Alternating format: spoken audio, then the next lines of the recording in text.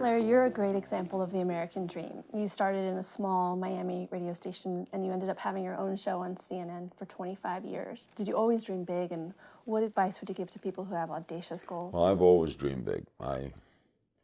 My only goal was to be on radio. When I was 5, my earliest memory is the radio. The radio on top of the dresser in our little bedroom. We were very, very poor. Shawn's been in the apartment I grew up in.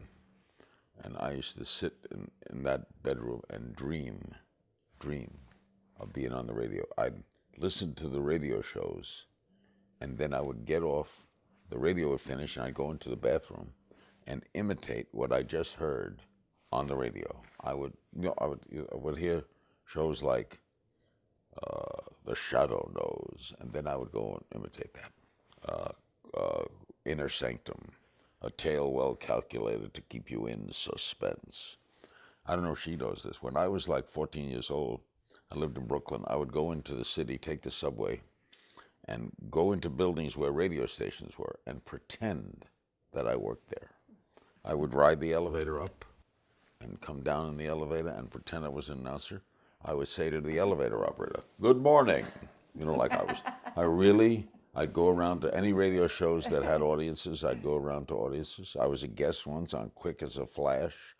I won $15 on a quiz show. I didn't know what to do with myself. I was just a radio freak. So when that was my goal, to get in the radio. And then everything else happened. I just knew I loved it. And then television, then print. And I've written 16 books and been in movies. And all this has been a dream. I never thought any of this would. If my father died when I was 9.5, I couldn't imagine what he would think. My mother saw a modicum of success in Miami. She saw me get well known in Miami and have radio and television. But I don't know what my father would think if he saw this wife, those kids, this house, and this room, and what I've attained. Proud of you. Yeah, but I sometimes pinch myself. And I often look at myself and wonder, who the hell did that? In other words, I look at it like it wasn't me. We were looking at a tape last night of when I was on radio, I was describing being on radio and interviewing people. And I kept looking at it like, who was that? It's still surprising. And I think I've never lost my excitement for what I do. I love interviewing people. I love entertaining people. I love making people laugh. I love writing, I love broadcasting. I love the whole ball of wax. And even at my age, I can't explain the enthusiasm. I'm amazed at people who don't get up and do things. It's amazing to me. You know, the Woody Allen's theme is so correct. 90% of success is showing up. And I've always showed up. Nat King Cole said once, there are two kinds of people in the world. 98% sit on the porch and watch the fox hunt. People go out and chase the fox, and only one person is going to catch the fox. So the odds are always against you. So 98% of the people sit back and watch the fox hunt. It's easier. 2% chase the fox. I chase the fox. And I never forget. You've chased a few foxes in your life. And then I caught one here. Look at this fox that I caught. And no, I one of the highlights, I've had a lot of highlights in my life, was when I won 2 Peabody Awards. That's the broadcasting equivalent of the Pulitzer. And I won one for a lifetime of radio shows, which is a real honor because it wasn't just for one particular show. And then later I won one from CNN. I'm very proud of I'm proud of what I've done. But I'm most proud of the family I have. I'm proud. I got a lot of things to be happy about. I survived the heart thing. My father died of a heart attack, and he was 46. I never thought I'd be 46. I really thought I would die at 46. I used to think that. Well, we're glad you didn't. Yeah, they wouldn't. Most days. Stress reducer number 7. How many people do you think you've interviewed over the course of your career? They estimate 55,000. Wow. Well, that's based on 56 years doing radio, doing television, someday doing panels. I interviewed 3 people today. In fact, sometimes I forgot that I've interviewed people. Which has been the most memorable? Impossible. I can't pick out one. I'll be Nelson Mandela maybe, but it doesn't. To Martin Luther King, 7 presidents. There's too many. Do you have a favorite, Shawn? That he's interviewed? One, because of my faith, Gordon B. Hinckley. That was big for me. He was the prophet and president of the Mormon Church, and I had him on 3 times. And who's someone who's doing amazing things today, changing the world that you'd really love to speak to? I always wanted to interview Castro. I never got the chance. I went down to Havana. We tried to arrange that. I like to interview Nobel Prize winners. I like to interview doctors. I like to interview people of faith. I search for faith, and I'm impressed by people who have faith. One of the heroes in my life is P.K. Shaw, who's the head of the Department of Cardiology at Cedars-Sinai, and he is working on splicing a gene for heart disease. And how do you guys keep up with the news? What do you read on a daily basis? I'm a junkie, so I read 5 newspapers every day. Mm-hmm. I watch the news channels, and she's always on her internet, and she's... Well, Flipboard is my new addiction, so... Great. I'll tell you what's happened in the world. Newspapers are fading, and that's sad, because I'm a newspaper guy. I love news. I love newsprint. If something happened in the world right now, the whole world would know it in a minute. It does know it in a minute. In a minute. I mean, There's no newspaper headline that surprises you. There's no extra edition anymore. Social media can change things, cause uprising. It can change the world, but also cannot change the world. Just like one of the great arguments we have today, I don't know, I haven't discussed this with you, is privacy versus security. I value my privacy. So I don't want anybody across the street looking into this house. that's too bad, because they have actually...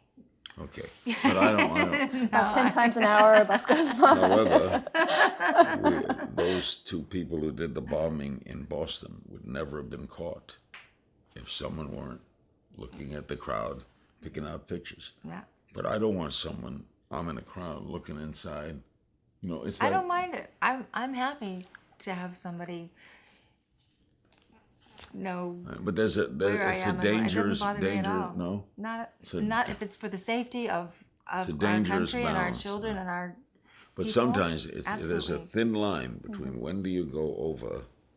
In 1937, Hitler said to the German people, and they bought this, why do we need a warrant to go into your house if you have nothing to hide? Right? And they bought that. That's true. I got nothing to hide. Come in. Would you want to let someone come into your house without a warrant? No. No, I would never. That's the danger. But Yeah, what but if they that's, said we're but proud to you were preserve just the talking to me peace? about being out in public. That's 2 different Okay, yeah. things. So, but forever, she always has an answer. And that's usually the right one. So. Well, you're both very active on Twitter. How do you approach different social media platforms? Oh, she's the leader. Come on. I have 2,600,000 followers now. I love that term, followers. All of you people, Oh, Larry. I will issue tomorrow's order, and you will follow me in whatever I tell you to do. No, Larry's very good at Twitter, though. He's fun. He's I amusing. Twitter every day. I tweet every day. Yeah. I send them a lot of it's about sports, but I give my little opinions. I think it certainly is the new fabric. We've had Jack Dorsey in our home who invented Twitter. And I don't put down advances. I'm not a technical person. I've been on the air all these years. I don't know how I'm on the air. In other words, I don't know how I go up on a satellite or how I'm transmitted. I have no idea. I have no technical abilities at all. She's very good with the social media and so we're a good pair that way. She tells me things, except she's up all night with it. Well, he'll say that he's never sent out a tweet on his own, and he has sent out tweets. He'll tell me what to type. I type it, and I make him push send. So he does I hit send. send. But I don't. I don't like to. But I do tweet. I accept They're his Facebook words. and then Instagram, and I watch my kids, so that scares me. My children. Oh, I tell you what I don't like. You ready? What I don't like? I go on record as saying this: texting. I don't text. I'll receive a text if people send me a text. I'll never send out a text. I think it's a cop-out. I can understand there's some values of it. You know, you're stranded somewhere, but basically. Stranded? No. How about you're in a meeting and you can quickly just text something without interrupting the meeting and be done with it? That's a value. I think it's the technology. lost art of communications. My son, my 14-year-old, was supposedly going with a girl for like 3 months. And they broke up. And then one time I would ask him during the course of these 3 months how often they talk. And he would say something, 10 times a day. Oh, yeah? What does she say? Oh, I don't hear her voice. They just text. Boy, if texting could bring pregnancy, there'd be no problems. We don't even have to be together. We don't have to see each other. So I think mostly it's a great cop-out. You could say yes, you could say no. I mean, you text, your father texts all day long. People text, Larry. Welcome to the I know 21st they do. century. I don't have to like it. No, you don't have to like it. But you've been the recipient of texts, and you I'll like get the a texts text. you get. So you can't. That's a cop. That's Yeah. a cop out. No, you can't have it both My ways. father-in-law's watching my boys play baseball. He texts me as how they doing. It's a nice service. He could have called. You know what I mean? He could have called while you're in the middle of a show, shooting a show. Then I wouldn't watch it. Really? Because I've seen you check a text while you're. No. In between. Yeah. I've seen you text and drive. No, you have not. Okay. I like. That. I've made a living. Never. I'm not kidding. Shit. That's the truth. I've made a living through the human voice. I love the human voice. You love your own voice. It's a beautiful voice. Very It's soothing. too. You're really flirting with it. No, I love communicating, and to me, the essence of communication is person to person, not texting. Are there any technologies you can't live without? I couldn't live without electricity. I couldn't live without television and any forms of communication. That I couldn't live without the telephone. So we're bringing them in a little bit here. Oh, you're a smart ass. You're a real smart ass. There's no technology you could live without. You are a technological. I love technology. I think it's as long as it's doesn't.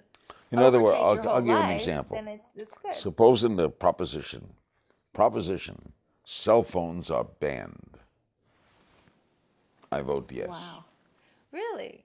Oh, no, I use it, of course, because you have to use So a cell you're phone. stranded out in the desert, and you vote Ban to 'em. not have a cell phone. Ban them. Your chances out, he's lost. Ban somewhere. them. Really? Yeah. Cell phones are the cause of accidents, so full of it. annoyances. Wait a minute. It would have to be for the whole society. It's become a total necessity. I understand the necessity It's of a necessity. It's because a everyone wonderful has thing. it. It's a wonderful necessity. If you want to ban it, for example, I have been out to dinner with 4 people, all of whom are on their cell phones.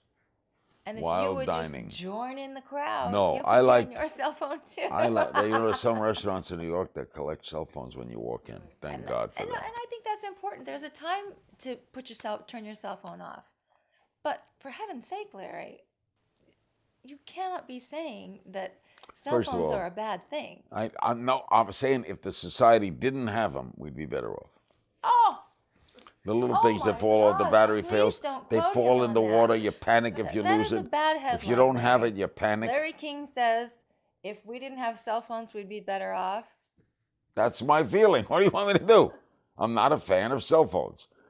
I understand they're a total necessity. They're a total necessity. But if we didn't have them, you wouldn't say, my phone, where is my phone, my phone?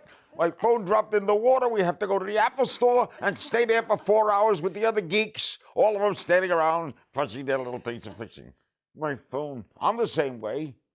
So sometimes I'm talking on the phone, wondering where my phone is. All right? That's a sickness. Shawn, what are some apps on your phone that you can't live without? Some apps that I can't live without. Well, I'm proud of mine. no, I have no apps. No, you're proud of your. Well, let me see. Let me just see. I don't have apps on my phone. You have apps. Well, I love. You know what I love? I love Find My iPhone. That is a great app, but that's on my iPad, and Find My iPad is on my iPhone.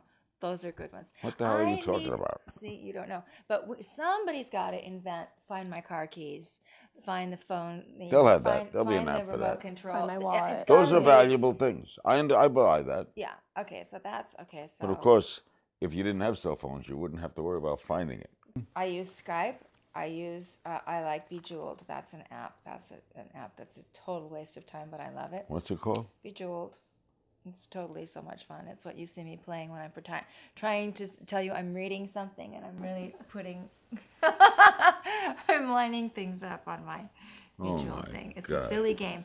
But I've got books on here. I have all kinds of things on here.